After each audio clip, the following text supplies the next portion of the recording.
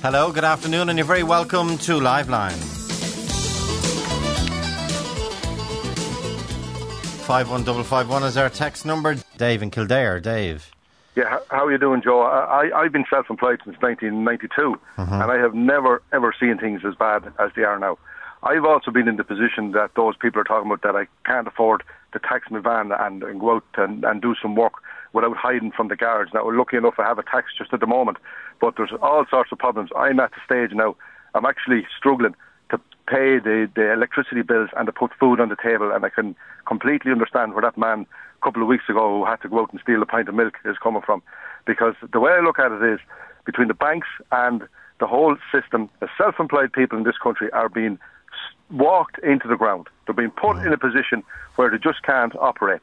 The banks basically gave everybody an umbrella when the sun was shining, and they took it off us when it started raining. And when it's raining, it's when we need the umbrella. And we need finance now. We need overdrafts, we need loans, and we need a bit of slack. It's exactly the same with revenue.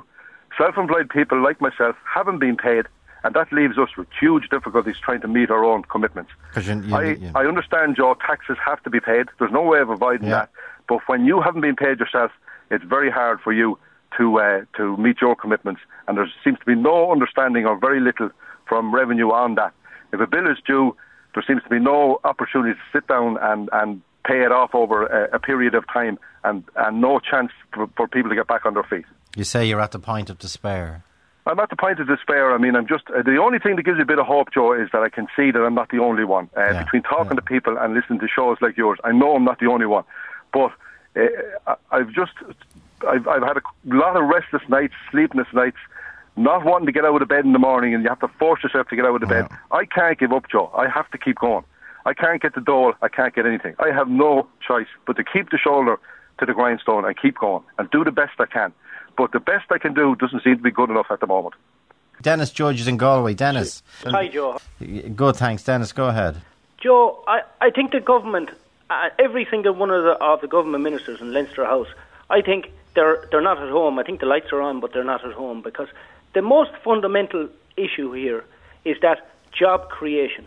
Now, job creation must begin at home. Like our elders used to say, charity begins at home.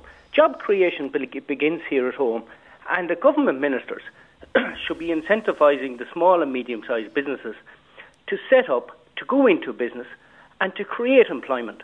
Now, what we have here is we have EROs, Employment Regulation Orders, Registered Employment Agreements, and these legally binding agreements are grossly inflating the rates of pay so that we can't create employment. We won't be able to create employment because they're too expensive. Our competitors from Northern Ireland or from the UK can come in and they can do the job far cheaper. So the government themselves are forgetting. They're looking at China, America, all these big multinationals to come into Ireland to create all this employment. That's like wishing for the lottery numbers, because it's as simple as this. Because our employment law, the Industrial Relations Act of 1946, and the Labour Court, because there's so many problems with that whole system, no foreign national company is going to come into Ireland, because it's going to be nothing but industrial strife and strikes. We see all the strikes at the moment. Where are all the strikes? In fairness to the unions now, have they not been extraordinarily placid? Even Christine Carney of Impact, the first thing she said about when the cabin crew ballot came through in Aer Lingus, the first thing she said is, and this was very reassuring for customers, which are the bottom line at the minute, there will be no strikes. She said that. Okay, this was the union, in fairness. But if I go back to David Begg, all he seems to do, he seems to be a firefighter going around calming unions down and saying, listen, guys, if this whole thing goes belly up, it's all of us that will suffer. So no threats of strikes. You know, try and keep our head about you. Kieran Mulvey bending over backwards up in the Croke Park Agreement, then being vilified, then holding his nerve and keeping his counsel, and then it turns positive for him. Though there's still quite a few unions who wanted to be negative, but it turns positive for him. Okay, but so you have that calm, that tranquility there at one level, in terms of industrial action. But you still have the anger there from people who feel absolutely powerless, which is what we're hearing all week. When you're talking about industrial action, I mean, we had a strike there in the Green Isle plant where electricians went out on strike because other electricians were sending pornographic material over to each other. I mean, that was a nonsensical strike. You had the electrician strike last July, which a strike that should never have happened because we were going into a major This was recession. in the building trade, yeah, okay. And the electricians went out looking for a wage increase. And what do you think of the electricians? Well, a wage increase they never got, by the way, Joe. They never got the wage increase. So an actual fact is, their strike was for nothing. These people went out and strike to stop the Lansdowne Road job for a week, to stop the Dublin Airport job for a week. And what did they achieve? Nothing.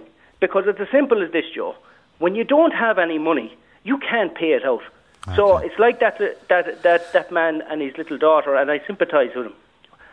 I mean, that man didn't have any money. Yeah. Therefore, he couldn't pay his bills. And his little daughter tried to give him his piggy bank.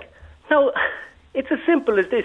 The unions can look for as much money as they want, but the employers have no money to give them. Okay, because the customers have no money to pay the employers. Okay, and I see you're CEO of the National Electrical Contractors of Ireland. Yes, that's fair enough. And Joe, and another thing is that I have phone calls day in, day out from our members who are suffering greatly. The calls that you're receiving, Joe, I empathise with those people, but I'm getting them on a daily basis. And I can come back and say this to you, Joe.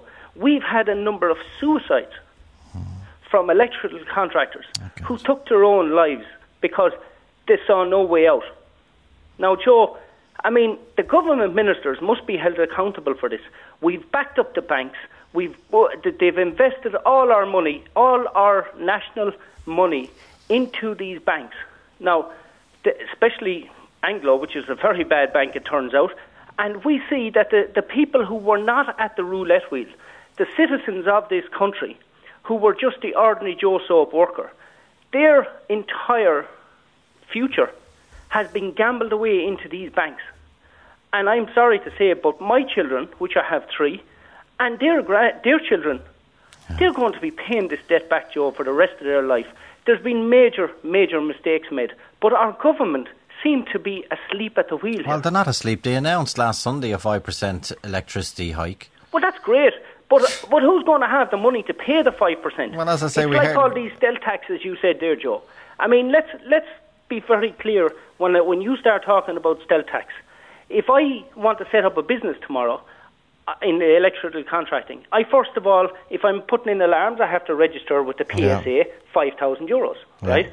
If then I have to pay for safety training for all my employees, which is more safety training courses. Majority of them range from 100 to 150. If he uses a ladder, I have to send him on a ladder training course, how to get up on a ladder. Right? No, it's not funny anymore. It's not funny, Joe. It's not funny. Because, Joe, each one of these things all cost money. Yeah. The employer has to put that charge onto his customer. Yeah. So it's the citizen of this country who's paying for such high health and safety we have, for such ridiculous regulation. We are over-regulated. Yeah. And all our systems are starting to melt down. This ship, and I call Ireland a ship because it's only a small boat, this ship has hit an iceberg.